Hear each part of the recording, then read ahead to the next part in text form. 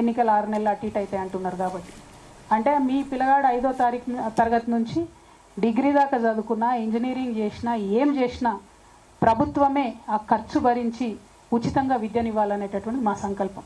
దానికి సంబంధించి లెక్కలేసినాం. ఎన్ని పాఠశాలలు ఉన్నాయి, ఏ గ్రేడ్లో ఎన్ని పాఠశాలలు ఉన్నాయి, ఏ ఏ తరగతుల్లో ఎవరెవరు చదువుతూ ఉన్నారు, ఇటువంటి లెక్కలు అనేకం వేసిన తర్వాతనే చాలా స్పష్టంగా చాలా నిర్దిష్టమైనటువంటి ప్రణాళికలు సిద్ధం చేసుకున్నానే నేను ఈ అనౌన్స్మెంట్ చేస్తూ ఉన్నా. మీరందరూ గత 20 సంవత్సరాల నుంచి నన్ను చూసిండ్రు. 27 ఏళ్ల వయసులో నేను ఉద్యమానికి వస్తే ఇప్పుడు నాకు 47 దాటి 48కి వచ్చిన. ఈ 20 ఏళ్లలో చెప్పిన మాట మీద నేను నిలబడి ఉన్న తప్పితే ఎప్పుడు వెనక్కి పోలే. ఎన్ని కష్టాలు వచ్చినా, ఎన్ని నష్టాలు వచ్చినా చెప్పిన మాట మీద, పట్టిన తువ మీద విడవకుండా నేను నిలబడి ఉన్నటువంటి వ్యక్తిని. కాబట్టి నేను ముఖ్యంగా మా అక్క చెల్లెలకు, తెలంగాణ వ్యాప్తంగా ఉన్న అక్క చెల్లెలకు మాటిస్తున్నా, ఉచిత విద్య ప్రైవేట్ స్కూల్లో చదువుకున్నా సరే, మీ పిల్లగాడు డాక్టర్ చదువుకున్నా సరే, ఇంజనీర్ చదువుకున్నా సరే, రాకెట్ సైంటిస్ట్ అయినా సరే, వారిని చదివించే బాధ్యత తెలంగాణ ప్రభుత్వం తీసుకుంటుంది. తెలంగాణ రక్షణ సేన అది సాధించి తీరుతుంది. మీ జేబులకెళ్ళి ఒక్క రూపాయి ఖర్చు లేకుండా చేసి నేను చూపిస్తాను. రెండవది వైద్యం. ఇవాళ ఆరోగ్యశ్రీలో 10 లక్షల వరకు ఇస్తూ ఉన్నారు వైద్యానికి సంబంధించి. అంతకుముందు వైఎస్ రాజశేఖర రెడ్డి గారు ఈ పథకం పెట్టినప్పుడు 2 లక్షల రూపాయలు ఇస్తామంటే అసలు సాధ్యమవుతుందా, ఎట్లా ఇస్తారు అని మాట్లాడేది. ఆ 2 లక్షలు పోయి మరి ఇవాళ 10 లక్షల వరకు ఇస్తుంటే ఎట్లా సాధ్యమవుతుందని అడుగుతలేరు. కానీ ఇంకొంచెం మనసు పెట్టి ఆలోచన చేస్తే ఇవాళ క్యాన్సర్ జ్వరం వచ్చినట్టు వస్తుంది, కానీ క్యాన్సర్ క్రోసిన్ వేసుకుంటే పోదు మరి. కాబట్టి క్యాన్సర్కి కావాల్సినటువంటి ట్రీట్మెంట్ ఏదైతే ఉంటుందో 10 lakhs, 15 lakhs, 20 lakhs, 25 lakhs ఎంత బాధగా ఉంటుందండి. కండ్ల ముంగట ఇంటి మనిషి చనిపోతుంటే ఆ వైద్యానికి డబ్బులు ఇవ్వలేనటువంటి వాళ్ళు చాలామంది ఉన్నారు. నిన్నగాక మొన్న గద్వాల్లో ఒక ఎగ్జాంపుల్ చూసినాం. గవర్నమెంట్ హాస్పిటల్కి తల్లిని తీసుకపోతే మా దగ్గర లేదయ్యా ఇంతకన్నా వైద్యం, దయచేసి మీరు తీసుకుపోండి అంటే ఓన్లీ 3 lakhs rupees అవుతుంది. తెలిసి కూడా ఎక్కడికి తీసుకుపోదాము, ఎట్లా తీసుకుపోదాము, ఆడికి తీసుకుపోయినాక 3 లక్షలు అంటారు, చేర్చినాక 15 లక్షలు అంటారు, మా పరిస్థితి ఏందని తల్లిని పోన్లే బతికింది కదా ఉన్నన్నాళ్ళని సర్ది పెట్టుకునే పరిస్థితి ఇవ్వాలని కూడా తెలంగాణ రాష్ట్రంలో ఉన్నది. అంటే ప్రపంచమంతానేమో లైఫ్ స్పాన్ పెరుగుతుంది, 90 years 95 years బతుకుతారు. తెలంగాణ వాళ్ళం ఎందుకు కాంప్రమైజ్ కావాలి? నిన్న మొన్న నేను ఈ పార్టీ ప్రకటన చేసినప్పుడు ఈ మాట మాట్లాడితే కొంతమంది విమర్శ చేశారు. ఎట్లా సాధ్యమవుతుంది అంటే, ఫ్రీ మీల్స్ పెట్టాలని ఆనాడు అనుకున్నప్పుడు సాధ్యమవుతుంది అనుకోలేదు. స్కూళ్ళల్లో సాధ్యమైంది. ఇలా దేశమంతా అదే పనిచేస్తుంది. ఆనాడు ఆరోగ్యశ్రీలో 2 లక్షలు ఇస్తామనుకున్నప్పుడు సాధ్యం కాదనుకున్నారు, సాధ్యమైంది. ఇలా అనేక రాష్ట్రాలు ఫాలో అవుతుంది. ఖచ్చితంగా ఉచిత వైద్యం ఎన్ని లక్షలు ఖర్చు అయినా సరే తెలంగాణ బిడ్డల ప్రాణాలు కాపాడుకోవడానికి ఖచ్చితంగా మా ప్రభుత్వం వస్తుంది. దాంట్లో ఏ కార్పొరేట్ హాస్పిటల్లో తెలంగాణ వ్యాప్తంగా ఉన్న వైద్యం చేయించుకున్నా, ఎంత పెద్ద రోగమైనా, ఎంత ఖర్చు అయినా మీ జేబులకెళ్ళి రూపాయి పడకుండా తెలంగాణ రక్షణ సేన ప్రభుత్వం ఖచ్చితంగా సాధించి తీరుతుంది. ఈ 2 మా పాంచజన్యంలో మొదటి అంశం. మూడవది వ్యవసాయం, చాలా ప్రాధాన్యమైనటువంటి అంశం. మా జెండాలో ఉన్న గ్రీన్ రంగు కూడా మా రైతన్నుల కోసమే, పర్యావరణం కోసమే. రైతన్నలు లేకపోతే ఎవరికి కూడా 2 బుక్కలు అన్నం తినే పరిస్థితి ఉండదు. కాబట్టి మీకు చేతులెత్తి మొక్కుతూ మీ యొక్క సంక్షేమం కోసం, సంక్షేమంతో పాటు మీ యొక్క గౌరవం కోసం, ఆత్మగౌరవం కోసం నేను ఒక ఆడబిడ్డగా తెలంగాణ రక్షణ సేన నుంచి అన్ని రకాల ఏర్పాట్లు చేయడం జరుగుతుంది. ప్రత్యేకించి ప్రభుత్వంలో మీరు ఏ కార్యాలయానికి పోయినా, ఎక్కడికి పోయినా మీకు పిలిచి పీట వేసి కూర్చోబెట్టి గౌరవించి మీ సమస్య తీర్చి పంపాలి. ఇవాళ ఏం జరుగుతుంది? 25 రోజుల నుంచి కళ్ళాల కాడ వడ్లు పోసుకొని, కళ్ళాల కాడ మక్కలు పోసుకొని 45 degrees ఎండల ఎదురు చూస్తూ ఉన్నారు. ఏ టీవీ ఛానల్ తిప్పి చూసినా కళ్ళాల కాడ ఉన్న రైతుల సమస్యలే కనపడుతున్నాయి. ఎందుకు మరి? ఎందుకు ప్రొక్యూర్ చేయలేకపోతున్నాం? ఎందుకు ప్రొక్యూర్ చేయలేదు? మీరు చెప్పిందే కదా, ప్రభుత్వాలు ప్రొక్యూర్ చేస్తామని చెప్పిందే కదా. లేదంటే రైతు సంగతి ఏదో రైతు చూసుకుంటాడు. అక్కడ కేంద్ర ప్రభుత్వం ఏమో ఎంఎస్పీ పెంచదు, ఇక్కడ రాష్ట్ర ప్రభుత్వం ఏమో కొనుగోలు కేంద్రాలను తెరవదు. కొనుగోలు కేంద్రాలు తెరవమని 25 రోజుల నుంచి ధర్నాలు దీక్షలు చేసే పరిస్థితి రాష్ట్రంలో ఉన్నది. నేను మళ్ళీ మాట ఇస్తా ఉన్నా, ఆ పరిస్థితి మీకు ఉండదు. తెలంగాణ రక్షణ సేన అధికారంలోకి వస్తే మీ దగ్గర నుండి కొన్నటువంటి రైస్ని ఏం చేయాలనేటటువంటి ఆలోచన కూడా పెట్టుకొని చెప్తా ఉన్నాం. రైస్ని ఎక్స్పోర్ట్ చేసేటటువంటి పరిస్థితి ఉంది. ప్రభుత్వాలు ముందడుగు వేస్తలేరు. ఒక కార్పొరేషన్ పెట్టండి, ఎక్స్పోర్ట్ చేయండి రైస్, లైసెన్స్ తీసుకోండి, దాన్ని ఏదన్నా వాల్యూ యాడ్ చేయండి. ఏమి చేయకుండా మేము కొంటే మాకు నష్టం వస్తుందని చెప్పి అనవసరంగా రాజకీయపరమైనటువంటి అంశాలను ముందుకు తీసుకొచ్చి బోనస్ ఇస్తాం అని చెప్పి బోగస్ మాటలు చెప్పి ప్రజల్ని మోసం చేయడం తప్పితే నిజంగా రైతన్న ఆవేదన అర్థం చేసుకుంటలేరు. మేము పోయి చూస్తూ ఉన్నాం, ఊర్ల పొంట తిరుగుతూ ఉన్నాం. మొన్న జాగృతి జనంబాట కార్యక్రమంలో పోతే ఎంత బాధ అనిపించిందంటే, ఒక రైతును పాపం మక్క రైతునాడ ఆ రోజు కలిసినాం మేము, తెల్లారైన గుండెపోటుతో చనిపోయాడు. ఆ రోజే మేము పోయినప్పుడు చెప్పిండు, అక్క 4 రోజులు అయింది అక్క వచ్చి ఇక్కడనే ఉంటున్నాం, కావలిగా వస్తున్నాం, ఘోరమైన పరిస్థితి ఉంది అని చెప్పిండు. తెల్లారి అదే రైతు అదే కుప్ప మీద కూల్చి చనిపోతే నిజంగా నాకైతే ఇప్పటికి కూడా షివరింగ్ వస్తుంది అది తలుచుకుంటే కూడా. అంటే ఒక ప్రాణం అంటే మనకు ఎంత విలువ లేకుండా పోయిందంటే, ఎక్కువ మంది ఉన్నాం మనం, 140 కోట్ల మంది ఉన్నాం కాబట్టి ఒక రైతు చచ్చిపోతే ఒక చిన్న సింగిల్ కాలం వార్త అయిపోయినని తప్పితే నిజంగా ఎవరు స్పందించే పరిస్థితి లేదు. కానీ నేను స్పందించాలనుకున్నాను, ఎందుకంటే జీవితం నాకు నేర్పింది, జీవితంలో నేను పడ్డ కష్టాలు, ఒక మనిషి జీవితం ఎంత విలువైనది అన్నది నాకు నేర్పింది. కాబట్టి ఒక సంకల్పంతో ఒక సీరియస్ కమిట్మెంట్తో నేను వచ్చిన మా రైతన్నలకు నేను మాట ఇస్తా ఉన్నా, మీకు గౌరవం దక్కాల్సిందే, దానికోసం అన్ని ఏర్పాట్లు మా ప్రభుత్వంలో చేస్తాం. అదేవిధంగా మీ సంక్షేమానికి సంబంధించి కొనుగోలు కేంద్రాలు కావచ్చు, మీకు రావాల్సినటువంటి ఎరువులు టైంకి రావడం కావచ్చు, ప్రతి ఒక్క అంశంలో కూడా మీతో పాటు కలిసి నడుస్తామని చెప్పి నేను మాట ఇస్తా ఉన్నాను. అదేవిధంగా 4వ ప్రాధాన్యత అంశం మా పాంచజన్యంలో ఉపాధి తీసుకున్నాం. నిజంగా ఉపాధి అంటే పెద్ద జోక్ అయిపోయింది, ప్రతి ఒక్కరు ఉద్యోగాలు ఇస్తామని చెప్పడం, ఆ ఉద్యోగాలను ఎగ్గొట్టడం తప్పితే నిజంగా కూడా యూత్ ఏం కోరుకుంటున్నారని ఆలోచిస్తలేరు. ఇవాళ ప్రపంచవ్యాప్తంగా millionaires at the age of 18, 19, 17 ఎందుకు? ఎందుకంటే అక్కడ ప్రభుత్వాలు వాళ్ళ యువతీ యువకులు ఇచ్చేటటువంటి ఐడియాస్ని నమ్మి ఫైనాన్స్ చేస్తున్నారు, ఫండ్ చేస్తున్నారు. That is what we are going to do. In terms of providing loans to youth, I am going to create 3 categories: 18 to 25, Gen Z. Whatever idea you get, you are with the global phenomena. You are not with us. You are much forward thinking than us.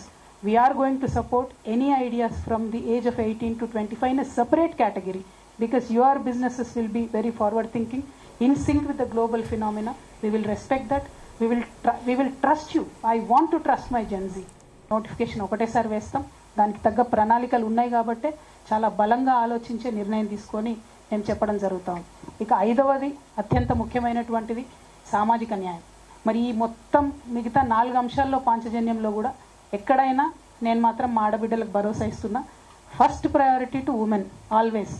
అది విద్య కావచ్చు, వైద్యం కావచ్చు, ఉపాధి కావచ్చు, first priority to ఉమెనే ఉంటుంది, second థాటే లేదు దాంట్లో.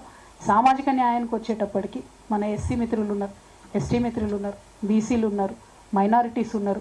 సామాజిక న్యాయం అంటే అగ్రవర్ణాల్లో ఉన్న పేదలకు జరగాల్సిన న్యాయం కూడా సామాజిక న్యాయంలో భాగంగానే వస్తుంది. వికలాంగులకు జరగాల్సిన న్యాయం కూడా సామాజిక న్యాయంలో భాగమే వస్తుంది. ట్రాన్స్జెండర్స్ని టేక్ కేర్ చేయడం కూడా సామాజిక న్యాయంలో భాగమే వస్తుంది. లొంగిపోయినటువంటి మావోయిస్టులను టేక్ కేర్ చేయడం కూడా సామాజిక న్యాయంలోకే వస్తుంది. సైన్యంలో రిటైర్ అయ్యి వచ్చి ఇక్కడ సేవలు అందించాలనుకుంటున్నటువంటి వాళ్ళ సేవలు తీసుకోవడం కూడా సామాజిక న్యాయంలో భాగమే వస్తుంది. సీనియర్ సిటిజన్స్ కూడా సామాజిక న్యాయంలో భాగమే వస్తుంది. మానసిక వికలాంగులు ఉన్నటువంటి తల్లిదండ్రులు, వాళ్ళ బాధలు వర్ణనాతీతం ఉంటుంది, వాళ్ళను స్పెషల్గా టేక్ కేర్ చేయడం కూడా సామాజిక న్యాయంలో భాగంగానే వస్తుంది. ప్రతి ఒక్కరికి ఇల్లు ఉండాలి అనేటటువంటి ఆలోచన కూడా సామాజిక న్యాయంలో భాగంగానే వస్తుంది. సో సామాజిక న్యాయ తెలంగాణ సాధించాలని మేము అంటా ఉన్నామంటే, apart from SC, ST, BC, minority, all the vulnerable sections of the society will be taken care with special care, with a motherly touch. చాలా మంది అవాకులు చెవాకులు పెళ్తా ఉన్నారు సోషల్ మీడియాలో, నేను అమ్మలాగా పరిణితి చెందాలనుకుంటున్నా అని చెప్తే అమ్మ ఎట్లయితావు, నువ్వు అమ్మ ఎట్లయితావు అంటున్నావు. 100% చెప్తున్నా, ఇయాలటి ప్రభుత్వాలకు మదర్లీ టచ్ లేదు కాబట్టే, అమ్మతనం లేదు కాబట్టే పరిపాలన సరిగ్గా జరుగుతలేదు. వికలాంగులండి, నేను నా కళ్ళతో చూసిన, నేను నిజామాబాద్ ఎంపీగా ఉన్నప్పుడు కలెక్టర్ ఆఫీస్కి ఏదో ఓపెనింగ్ ఏదో ఉంటే పోతే ఒక ఆయన లిటరల్లీ దేక్కుంటూ వస్తున్నాడు, ఆయనకి ఇయ్యలేదు. కలెక్టర్కి అన్నీ చెప్పిన, కనబడతలేదనే, ఈయనకు అవసరమని తెలియదా మీకు వికలాంగుల కంటే, కళ్ళ ముందు కనబడ్డా కూడా సర్టిఫికేట్ ఉంటేనే ఇస్తాడట. ఏడిపోయి తెచ్చుకోవాలి ఆయన సర్టిఫికేట్, ఏడికెళ్ళి తెచ్చుకోవాలి? నీకు కళ్ళ ముందు కనబడితే నువ్వు ఆయనను పిలిపించుకొని కూర్చేసి సర్టిఫికేట్ ఇవ్వచ్చు కదా. ఎక్కడన్నా వికలాంగులకు మనం ఇంత పెద్ద సెక్రటేరియట్ కట్టినాం, ఒక్క ర్యాంప్ లేదండి, ఒక్క స్పెషల్ బాత్రూమ్ లేదండి వికలాంగులకి. ఇవాళ గవర్నమెంట్ ఏం చెప్తుంది, ఆర్టీసీలో నేను ఫ్రీ బస్ ఇస్తున్నా అని చెప్తుంది. వికలాంగులకు ఇవ్వడానికి మీకు మనసు వస్తలేదా? వికలాంగులకు ఇయ్యరాదా ఫ్రీ బస్? మీ కాంగ్రెస్ పార్టీ మేనిఫెస్టోలో, నేషనల్ మేనిఫెస్టోలో ఏం పెట్టిరంటే, ఫిజికలీ హ్యాండిక్యాప్డ్ ఉన్నటువంటి వాళ్ళకు కోఆప్షన్ మెంబర్స్ ఇస్తామని పెట్టిండ్రు. మరి ఏం చేస్తున్నారు మీరు? మొన్ననే మున్సిపల్ ఎన్నికలైన కోఆప్షన్ సభ్యులు ఇచ్చిండ్రు, ఎందుకోసం పట్టించుకుంటలేరు మీరు? అది అంటే ఒక మదర్లీ టచ్తో పరిపాలన జరిగినప్పుడు most vulnerable sections will be addressed first. అందుకే సామాజిక న్యాయ తెలంగాణ రావాలే ఉంటుంది అని నేను చెప్పి కోరుతా ఉన్నాను. ఆ దిశగా మేము ప్రయాణం చేస్తాం. పాంచజన్యంలో ఉన్నటువంటి 5 అంశాల్లో ఏదైతే సామాజిక న్యాయం గురించి నేను మాట్లాడుతున్నానో, ఎస్సీలకు సంబంధించి సపరేట్ సబ్ ప్లాన్ మన రాష్ట్రంలో ఉంది. కానీ కాంగ్రెస్ ప్రభుత్వం మొన్నటి లెక్కలు చెప్తా, లాస్ట్ ఇయర్ లెక్కలు చూసుకుంటే 25-26 లెక్కలు చూసుకుంటే దే అలొకేటెడ్ అరౌండ్ 33,000 crores 33,000 కోట్లను ఎస్సీలకు అలొకేషన్ చేసి, కానీ ఖర్చు పెట్టింది ఎంత? 14,000 కోట్లు. అంటే ఒకటే ఒక సంవత్సరంలో 19,000 కోట్లు ఎస్సీలకు ఎగ్గొట్టినటువంటి ప్రభుత్వం కాంగ్రెస్ ప్రభుత్వం. రేపటి నాడు మా ప్రభుత్వంలో అట్లా జరగదు. ఖచ్చితంగా అది దళితులకే ఖర్చు అవుతుంది. ఈ 19,000 కోట్లు ఎగ్గొట్టిన దాంట్లో ఈ దళిత బిడ్డలకు ఉన్న ఫీ రియంబర్స్మెంట్ కవర్ చేయొచ్చు, వారి ఆంటర్ప్రినర్షిప్ కవర్ చేయొచ్చు, వారికి కావాల్సిన వెల్ఫేర్ కవర్ చేయొచ్చు, అనేకమైన చోట్ల రోడ్లు వేయచ్చు. కానీ అవేం చూడట్లే. 19,000 కోట్లు దళితులకు ఎగ్గొట్టు. ఎస్టీ సబ్ ప్లాన్లో కూడా 9,000 కోట్లు ఎగ్గొట్టారు. Allocated 17,000 crores, spent only about 8 or 9,000 crores. 9,000 కోట్లు వీళ్ళకు కూడా ఎగ్గొట్టారు. అట్లానే బీసీలకు ఏం చెప్పిండ్రు? ప్రతి సంవత్సరం 20,000 కోట్లు ఇస్తామని చెప్పారు. ఈ 3 ఏళ్లలో కలిపి అలొకేషన్స్ పక్కన పెడితే ఖర్చు పెట్టింది మాత్రం 5,000 కోట్లు. అంటే 56% ఉన్నారని చెప్తున్న బీసీలకు కేవలం ఖర్చు పెట్టింది 5,000 కోట్లు. అందులో మళ్ళీ మన దగ్గర ఒక 50-60 ఫెడరేషన్లు, కార్పొరేషన్లు ఉన్నాయి, ఎంబీసీలకు కార్పొరేషన్లు ఉన్నాయి, అనేక కులాలకు కార్పొరేషన్లు ఉన్నాయి. ఒక్కటంటే ₹1 కూడా ఇవ్వలేదండి. ఎంబీసీ కార్పొరేషన్కి ₹1 ఇవ్వలే, ఎవరికి ₹1 ఇవ్వలే. మొత్తం లిస్ట్ ఉంది, తర్వాత మీకు సర్క్యులేట్ చేయమని చెప్తాను నేను. ₹1 కూడా ఇవ్వాలి. అంటే అలొకేటెడ్ ఫండ్స్, హక్కుభుక్తంగా వచ్చినటువంటి డబ్బుల్ని కూడా ఖర్చు చేయకపోవడం. ఈ మైనారిటీస్కి ఏం చెప్పిండ్రు? बहुत बातें बोले माइनॉरिटीज को, 400 करोड़ देते बोल के बोले, एलोकेशन हर साल 400 करोड़ करे, खर्च बिल्कुल नहीं करे. वक्फ के जमीनों को जुडिशियल स्टेटस देते बोल के रेवंत रेड्डी साहब भी बोले. मैं पिछली सरकार की बात नहीं कर रही, अब की जो सरकार है, इनके जो वायदे हैं, हम कुछ आसमान नहीं पूछ रहे, फलक देने के लिए नहीं पूछ रहे. आप जो वादा करे बस वो वादे को पूरा करने के लिए पूछ रहे, वो भी नहीं कर रहे. उन्होंने 4,000 करोड़ दे रहे, खर्चा बिल्कुल आधा भी नहीं होता. जो अपने बच्चों को ओवरसीज स्कॉलरशिप देना है वो नहीं दे रहे. रिजर्वेशन की तो बात ही नहीं करते ये रेवंत रेड्डी साहब बिल्कुल, क्योंकि वो सीएम तो हमारे तेलंगाना के है, लेकिन उनका सिम कार्ड दिल्ली का है भाई, तो दिल्ली को आंसरबुल है वो, इसीलिए बिल्कुल रिजर्वेशन की बात ही नहीं करते उन्होंने.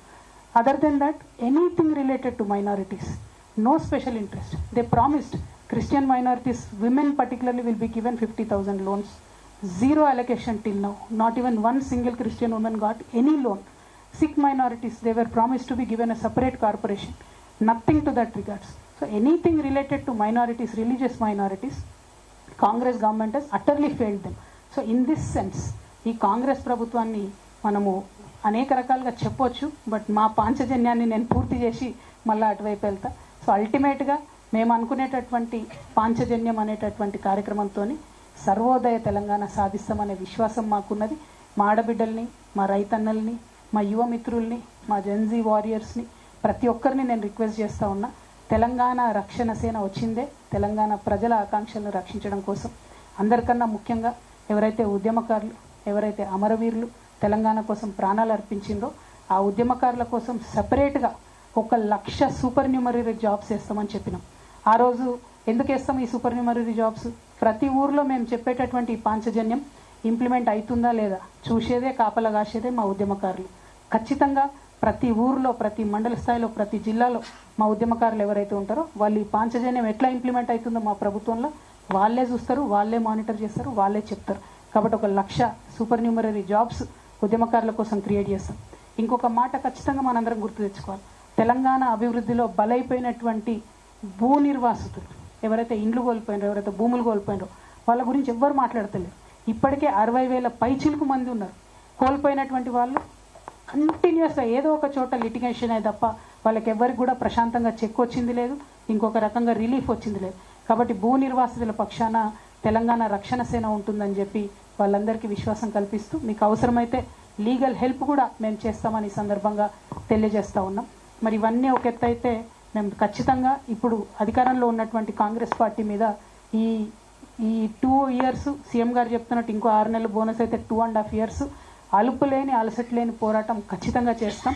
ఈ 5 అంశాలే కాదు, ఏదైతే వల్నరబుల్ సెక్షన్స్ గురించి నేను చెప్తూ వచ్చానో వాళ్ళందరి వెల్ఫేర్ కోసం కూడా ప్రయత్నం చేస్తాం. But at the same time మీ అందరితో నా రిక్వెస్ట్, పత్రికా మిత్రులందరూ కూడా, ఇప్పుడున్నటువంటి కాంగ్రెస్ ప్రభుత్వం ఎంత అమానవీయంగా ప్రవర్తిస్తుందన్న విషయాన్ని కూడా దయచేసి మీరు ప్రజలకు చెప్పాలని కూడా నేను కోరుతున్నా. వెలుగుమట్లలో ఇల్లు ఊలగొడితే ఒక పసికందు గర్భస్రావం అయితే పసికందు చంపేశారు. అదేవిధంగా కుమ్మెర గ్రామంలో ఒక 2 నెలల పాప చచ్చిపోతే ఇంతవరకు కనీసం కదలిక లేదు, ఎఫ్ఐఆర్ లేదు, ఎవరైతే దాష్టికం చేసినో వాళ్ళని అరెస్ట్ చేయలేదు. అది కేవలం కుల వివక్షతో జరిగినటువంటి దాడి. అయినా ప్రభుత్వం ముందుకు రాకపోవడం నిజంగా చాలా అన్యాయం. ఇంకొక పక్క ఈ గురుకులాల్లో పిల్లలు పిట్టలు చచ్చిపోయినట్టు చచ్చిపోతారు. విద్యాశాఖ మంత్రి ముఖ్యమంత్రి గారే, కానీ రివ్యూ చేయరు, మాట్లాడరు, ఆ తల్లిదండ్రులకు రిలీఫ్ ఇయ్యరు, ఏమి కూడా చెప్పరు. ఇంకొక మాట, ఎక్కడైతే గురుకులాలలో ఆడపిల్లలు ఉన్నారో, 10th క్లాస్ పిల్లలు ఉన్నారో, అనేక చోట్ల సెక్యూరిటీ ఇష్యూస్ ఉన్నాయి. ఎక్కడ కూడా కనీసం వాచ్మెన్ కూడా లేని పరిస్థితి, వాళ్ళు ఇబ్బంది పడుతున్న పరిస్థితి, ఎక్కడ కూడా కనీసం ఒక కౌన్సిలర్ లేనటువంటి పరిస్థితి. అయినా కూడా ముఖ్యమంత్రి గారికి రివ్యూ చేసే తీరిక కూడా లేదు. మేము ఆ పేరెంట్స్ గ్రూప్స్ అన్నిటితో కూడా మాట్లాడుతూ ఉన్నాం. గురుకులాల్లో ఉన్నటువంటి పేరెంట్స్ వాళ్ళు చెప్పే కష్టాలు వింటుంటే అయితే ఎందుకు వేసినాం రానైనా ఈ స్కూళ్ళల్లో అనే పరిస్థితి ఉంది. కానీ ఏం చేయలేం, పేదరికం ఉంది, ఇంకో దగ్గర ఫీజులు కట్టలేని పరిస్థితి ఉంది. కాబట్టి పిల్లల్ని చదివించాలి, కాబట్టి అట్లా చదువుతున్న పరిస్థితి ఉన్నది. అదేవిధంగా యువకులకు ఏం చెప్పిండ్రు, నిరుద్యోగ యువకులకు జాబ్ క్యాలెండర్ వేస్తామన్నారు. ఇంతవరకు కాంగ్రెస్ పార్టీ కనీసం దాని దిక్కు కూడా తిరిగి చూస్తున్న పరిస్థితి లేదు. నిరుద్యోగ యువకులకు ఆనాడు పెద్ద పెద్ద మాటలు మాట్లాడినారు రేవంత్ రెడ్డి గారు. ఆ ప్రభుత్వం వేయలేకపోయింది అన్నారు. మరి మీరెక్కడ వేసిండ్రు? మీరు వేయక ఒక గ్రూప్ 1 వేస్తే అందులో కంప్లీట్గా అవినీతితో సంబంధించినటువంటి ఆరోపణలు ఉంటే బుల్డోజ్ చేసి మీరు ముందుకెళ్తున్నారు తప్పితే తెలంగాణ యువతి యువకులకు మీరు జవాబు చెప్తలేరు. మీరు ఇప్పుడు తప్పించుకోవచ్చు, ఎన్నికలలో మాత్రం తప్పించుకోరు. ఖచ్చితంగా తెలంగాణ యువతి యువకులు ఎవరైతే మిమ్మల్ని బస్సు యాత్రలు చేసి రథయాత్రలు చేసి సీఎంని చేసిండ్రో వాళ్ళే మళ్ళా బస్సు యాత్రలు చేసి పాదయాత్రలు చేసి మిమ్మల్ని గద్దె నుండి కూడా దింపుతారని చెప్పి రేవంత్ రెడ్డి గారికి మేము హెచ్చరిక చేస్తూ ఉన్నాం. మీరు తెలంగాణ యువకులతోని యువతులతోని ఆడుకోవద్దు. అనేకమైన జీవోలు ఉన్నాయి, మొత్తం నోటిఫికేషన్స్కి అగేన్స్ట్గా పనిచేసేటి, వాటిని ముఖ్యమంత్రి గారు పట్టించుకుంటలేరు. అట్లనే పర్యావరణం మీద ఎటువంటి శ్రద్ధ కూడా లేదు. ఫార్మా సిటీ భూములన్నింటినీ కూడా వాపసిస్తామని చెప్పిండ్రు, కానీ ఇప్పుడు దాని చుట్టూ ఫ్యూచర్ సిటీ అని అంటున్నారు. ఫ్యూచర్ సిటీ అంటున్నారు కరెక్టే, మరి అంతకుముందు ఉన్న Quli Qutub Shah urban development authority ఏడవైంది అంటే తెలియదు. ఎక్కడ కంప్లీట్గా హైదరాబాద్ హెరిటేజ్కి సంబంధించి, ముస్లిం ఐడెంటిటీకి సంబంధించి, మన పాత హిస్టరీకి సంబంధించి ఉన్న ఏ ఒక్క పేరు కూడా ఇప్పుడు మీరు కొత్తగా ఏర్పాటు చేసిన 5 కమిషనరేట్లో లేదు. అంటే మీకు అసలు ఆ గౌరవమే లేదు, మీకు ఆ ఫీలింగే లేదు. ఎందుకు చేస్తలేరు? అది ఫ్యూచర్ సిటీ ఏంది అంటే ఎప్పటికీ ఫ్యూచర్లో వస్తూనే ఉంటుంది అన్నట్టు సిటీ, అది ఫ్యూచర్లెస్ సిటీ అని చాలా స్పష్టంగా అర్థమవుతుంది తప్పితే కేవలం రియల్ ఎస్టేట్ వ్యాపారం తప్పితే అక్కడ జరుగుతున్నది ఇంకోటి లేదు. అదేవిధంగా పోలీస్ బ్రూటాలిటీ రోజు రోజుకి పెరిగిపోతుంది రేవంత్ రెడ్డి గారి గవర్నమెంట్లో. కర్ల రాజేష్ అనే యువకుడిని జైల్లో కొట్టి చంపిండ్రు. షాద్నగర్లో ఒక ఆడబిడ్డని అనవసరంగా అన్యాయంగా దారుణంగా వివస్త్రం చేసి కొట్టి చంపినటువంటి విషయం మీ అందరికీ తెలిసిందే. ఇంకొక మాట, మహిళల మీద అత్యాచారాలు రేవంత్ రెడ్డి గారు వచ్చినప్పటి నుంచి రాకెట్ పెరిగినట్టుగా పెరిగిపోతూ ఉన్నాయి. Today's numbers you can all check in NCRB. 2500 women have been raped in the last 1 year. అంటే యావరేజ్ డైలీ ఒక 7 మంది ఆడబిడ్డల మీద అత్యాచారం జరుగుతుంది మన తెలంగాణ రాష్ట్రం. ఇవి రిపోర్టెడ్. అన్రిపోర్టెడ్ ఎన్ని ఉంటాయి? అంటే ఎందుకంత భయం లేదు? పోలీసులు అంటే ఎందుకంత భయం లేదు? ప్రభుత్వం అంటే ఎందుకంత భయం లేదు? మా ఆడబిడ్డలకు ఎందుకు రక్షణ లేదని నేను ముఖ్యమంత్రి గారిని స్ట్రేట్గా క్వశ్చన్ చేస్తూ ఉన్నా. At the same time communal violence బీభత్సంగా పెరిగిపోతుంది. రోజు ఏదో ఒక దగ్గర ఒక గుడిలో అమ్మవారి విగ్రహాన్ని ధ్వంసం చేస్తారు, లేకపోతే ఒక మసీద్ని ఏదో చేస్తారు, లేకపోతే ఒక చర్చ్ మీద దాడి చేస్తారు. Why is this happening? Why are you not able to control? అంటే హోమ్ మినిస్టర్ మీరే ఉంటారు, లా అండ్ ఆర్డర్ కంట్రోల్ చేయరు. హోమ్ మినిస్టర్ మీరే ఉంటారు, మహిళలకు సెక్యూరిటీ ఇయ్యరు. విద్యాశాఖ మంత్రి మీరే ఉంటారు, పిల్లలు చచ్చిపోతున్నా కూడా రివ్యూ చేసే అవకాశం ఉండదు. ఇక ప్రజలను కలుసుడు, మమేకమవుడు అని చాలా పెద్ద పెద్ద మాటలు చెప్పారు అంతకుముందు. ప్రజావాణికి ఒక్కరోజు వచ్చిరండి సీఎం గారు, జస్ట్ 1 day. తర్వాత ప్రజావాణిలో చిన్నారెడ్డి గారు ఉంటారు, ఇంకొక ఆఫీసర్ ఉంటారు తప్పితే ఇంకెక్కడా లేదు. అంటే సీఎం గారికి కనీసం ప్రజలను కలిసే తీరిక లేదు. మరి లేకపోతే ఎందుకు మాట ఇచ్చినట్టు? మీరు ఇచ్చిన మాట తప్ప మేము ఇంకోటి అడుగుతలేం. సెక్రటేరియట్కి ఎన్నిసార్లు వచ్చిరండి రేవంత్ రెడ్డి గారు? ఈయన కూడా వాస్తు ప్రాబ్లంతోనే వస్తున్నారా లేదా అన్నది అర్థం కాని పరిస్థితి. రివ్యూలు ఎక్కడ పెడుతున్నారంటే కమాండ్ కంట్రోల్ రూమ్, లేకపోతే ఎన్సీహెచ్ఆర్డి. మరి సెక్రటేరియట్ ఎందుకు కట్టినట్టు? సెక్రటేరియట్లో మార్పులు చేర్పులు ఎందుకు చేసినట్టు? మీకు కూడా వాస్తు ప్రాబ్లం ఏమైనా ఉందా? మరి మీరు ఆరోపించినట్టుగానే అనేది సూటిగా మేము ప్రశ్నిస్తాం. అంటే ఒక పక్క ప్రజలతో మమేకం గారు, ఇంకొక పక్క దారుణమైనటువంటి విధ్వంసం జరుగుతుంటే పట్టించుకోరు, ఇంకొక పక్క హైడ్రా పేరుతోని ఒక పేద తల్లి గుండె ఆగిపోయింది. అన్ని పర్మిషన్లు ఉండగా కూడా మీరు ఎవరిని పడితే వాళ్ళని కూలగొడతారు. మీ మంత్రుల ఇళ్ళ దగ్గరికి పోరు, మీ కుటుంబ సభ్యుల ఇళ్ళ దగ్గరికి పోరు, అని మిగతా వాళ్ళందరి మీద మాత్రం హైడ్రా నడుస్తుంది. బతుకమ్మ కుంట పోతిరి, ముఖ్యమంత్రి కూడా వాయాడికి అందరు పోతే ఇనాగ్రేషన్ చేస్తారు. ఇప్పుడు కోర్టు తీర్పు వచ్చింది. ఇప్పుడు ఏం చేస్తారు? దానికి ఎట్లా చేస్తారు? దాన్ని ఎట్లా కాపాడతారు? అంటే ఏమాత్రం కనీసం కొంత న్యాయం ఉందా లేదా అని ఆలోచన లేకుండా ఎటుపడితే అటువై కూలగొట్టాలి, ప్రచారం చేసుకోవాలి, తర్వాత ఏదైతే అదవుతుందని ఒక లెక్కలేనితనం, లాపరువాయి. ఈ లెక్కలేనితనంతోనే పోయిన ప్రభుత్వం గద్దె దిగింది. ఈ లెక్కలేనితనంతోనే ఇప్పుడు మీరు కూడా గద్దె దిగబోతా ఉన్నారు. రేవంత్ రెడ్డి గారికి, కాంగ్రెస్ పార్టీకి నేను ఇవాళ సవాల్ చేసి చెప్తున్నా, మీరు రెగ్యులర్గా ఎన్నికలు వస్తే 800 రోజులు ఉంది. మీ ముఖ్యమంత్రి గారు బోనస్ 6 నెలలు అన్నట్టు వస్తే 1000 రోజులు ఉంది. ఈ 1000 రోజులల్లా కాళ్ళకు బల్పం పట్టుకొని తెలంగాణ అంతా తిరుగుతాం. తెలంగాణ రక్షణ సేన ఖచ్చితంగా కాంగ్రెస్ పార్టీని గద్దె దించి తీరుతామని కూడా ఈ సందర్భంగా తెలియజేస్తూ, మరి అవకాశం ఇచ్చినటువంటి విరాతాలి అన్న, టైం ఎక్కువ తీసుకున్నానా? అంతేనా? అయితే ఈ అవకాశం ఇచ్చినటువంటి విరాతాలి అన్న గారికి, అదేవిధంగా మొత్తం ప్రెస్ క్లబ్ సభ్యులందరికీ కూడా ధన్యవాదాలు తెలియజేస్తున్నాను. Thank you. జై Telangana. We know that you are a good orator like your dad, but the key words of our talk, Sarvodaya, Panchajanya, free education, free health coverage, farmer welfare and social justice, Janji, prosperous Janji and senior citizen friendly, and lastly emotionally motherly touch, Kavithamma. So I want to ask you my first question before we go to them. What you criticized your dad with so harsh words. What led to the deep divide? Anta agadam enduku erpadindi meeku mee naannaki? Idi political la, it's deep personal la. Can you speak out your heart? First of all, it's unfair for the moderator to get the first question, but anyways he's taken that advantage. I'm happy about it. ఒకటి, నేను మా నాన్నని criticise చేయలేదండి. Political లీడర్గా కేసీఆర్ గారిని criticise చేసిన, BRS party అధ్యక్షులు గౌరవనీయులు పెద్దలు కేసీఆర్ గారిని క్రిటిసైజ్ చేసిన తప్పితే మా నాన్న కేసీఆర్ని నేను తిట్టలేదు.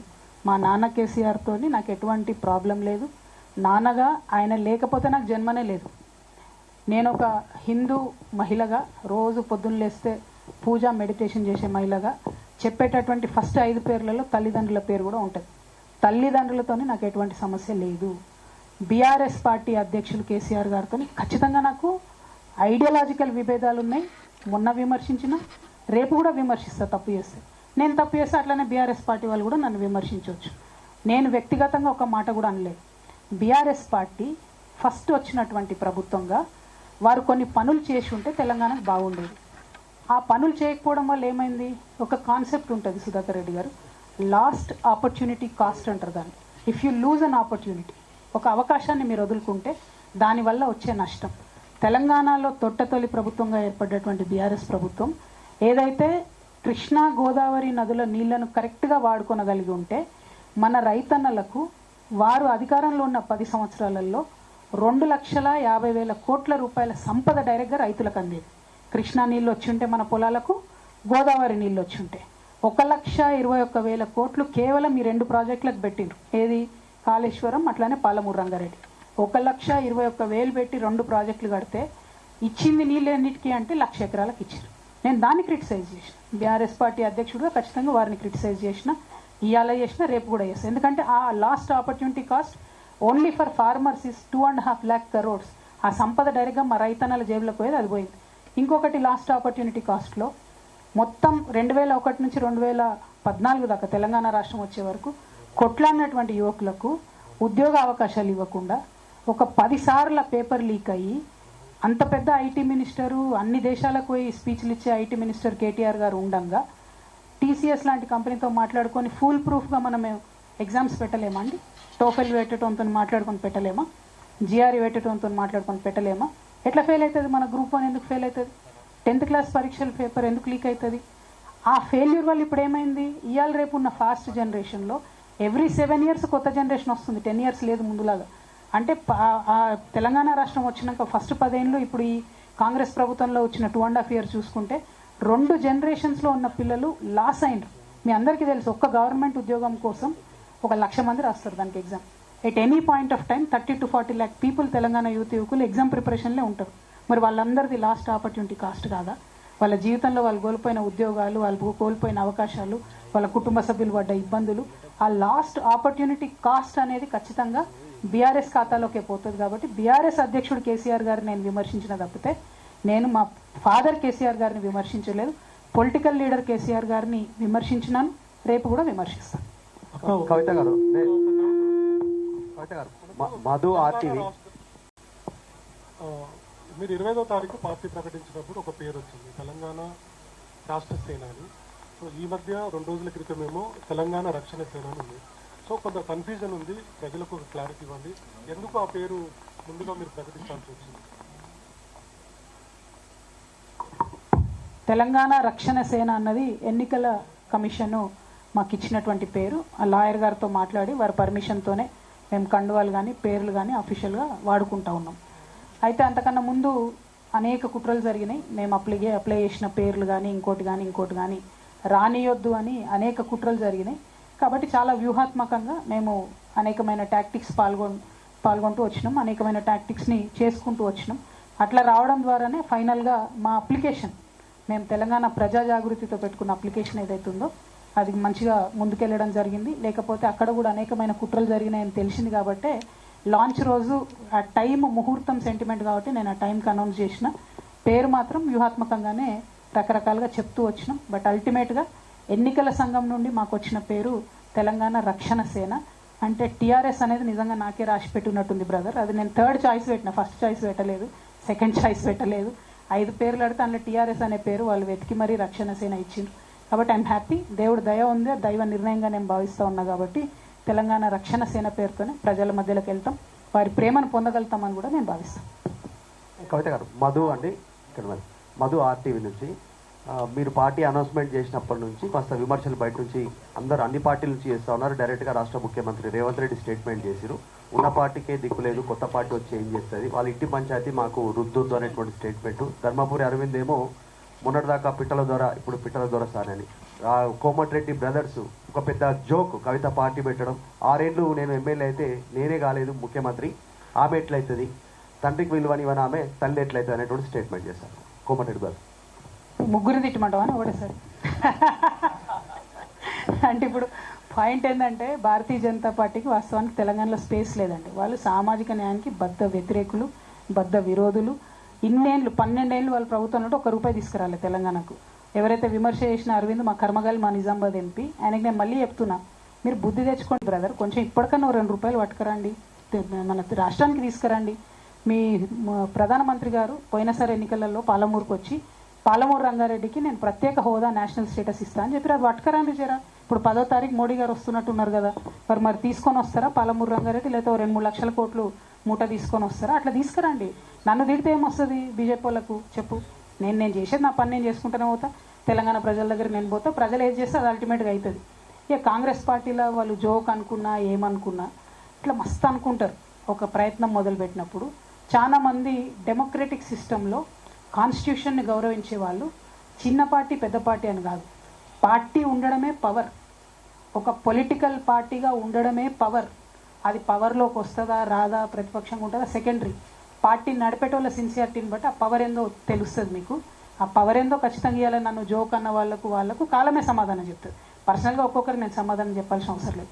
కానీ బీజేపీ వాళ్ళకి మాత్రం నేను చెప్పేది ఏంటంటే 10వ తారీఖు మీ ప్రధానమంత్రి గారు వస్తున్నారు కాబట్టి కొంచెం నిధులు మోసుకురమ్మని చెప్పండి, కొంచెం పాలమూరు రంగారెడ్డికి స్టేటస్ ఇవ్వమని చెప్పండి, బీసీ బిల్లు పెండింగ్ ఉంది దాన్ని తీసుకురమ్మని చెప్పండి.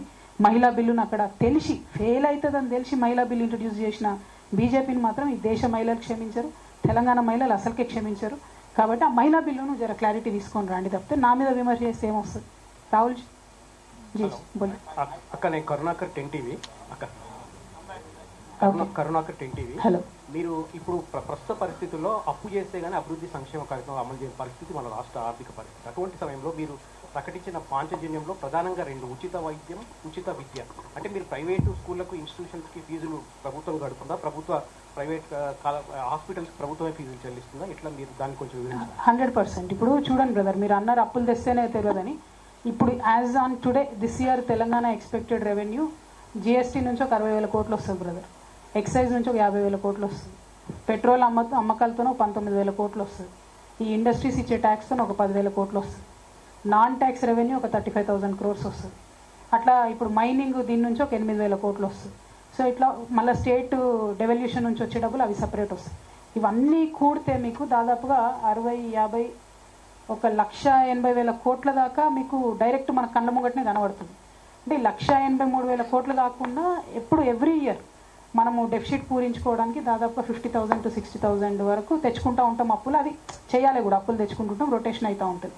సో ఇందులో మనం అప్పులు కట్టేది పోగా, పెన్షన్లు కట్టేది పోగా, ఉద్యోగుల జీతాలు కట్టేది పోగా, any government will have a wriggle room of about 1 lakh crore rupees, 1,00,000 కోట్ల రూపాయలు ప్రతి ప్రభుత్వానికి ఉంటుంది. నేను పోయిన ఉగాదికే బడ్జెట్ ప్రవేశపెట్టాను. అందులో కూడా మేము ఏం చెప్పినాం, విద్యకు వైద్యానికి పెద్దపీట మనసుంటే వేయొచ్చు. అందుకే నేను అనేది మదర్లీ టచ్ ఉండాలి, అమ్మతనం ఉండాలని అనేది. ఎందుకంటే అత్యంత ఎక్కువగా ప్రజలు ఇలా బాధపడుతున్నది విద్యా వైద్యం. ఖచ్చితంగా ప్రైవేట్లో కూడా ఫీజులు ఎంత ఘోరంగా పెరుగుతున్నాయండి. పోనీ మీరు ఫీజులు ఇయ్యరు, ఫీజు రియంబర్స్మెంట్ ఇయ్యరు, ఒక జీవో ఇవ్వండి దమ్ముంటే. నేను కాంగ్రెస్ గవర్నమెంట్ని సవాల్ చేస్తాను, ఒక్క జీవో ఇవ్వండి. ఈ ఇయర్కి నో ఫీజు హైక్ అని ఒక్క జీవో ఇవ్వండి.